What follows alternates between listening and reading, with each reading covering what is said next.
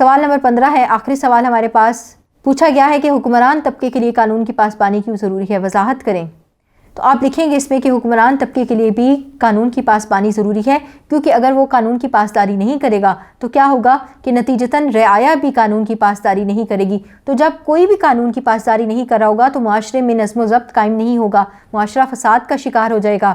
یہاں پھر آپ حضرت علی والا واقعہ کوٹ کریں گے کہ حضرت علی کی جب زیرہ گم ہو گئی اور یہودی کے پاس تھی تو قاضی نے حضرت علی کے بیٹے اور غلام کی شہادت قبول نہ کی اور حضرت علی کو اپنے دعوے سے دستبردار ہونا پڑا۔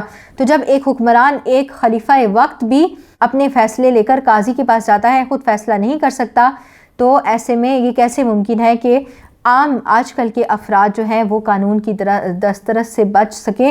لہٰذا ضرورت اس امر کی ہے کہ حکمران طبقے بھی قانون کی مکمل پاسداری کریں، تبھی معاشرے میں عدل و انصاف قائم ہو سکتا ہے۔ یہ تھا ہمارا مشقی سوالات کا سلسلہ۔ امید کرتی ہوں کہ آپ کو یہ تمام سمجھ آ گئے ہوں گے۔ اگلے سبق کے مشقی سوالات کے ساتھ آپ کے سامنے پھر حاضر ہوں گی۔ تب تک کے لیے ٹیوٹوریل.pk سے اپنی اسلامیات انسٹرکٹر رضیہ نثار کو اجازت دیجیے۔ السلام علیکم ورحمۃ اللہ۔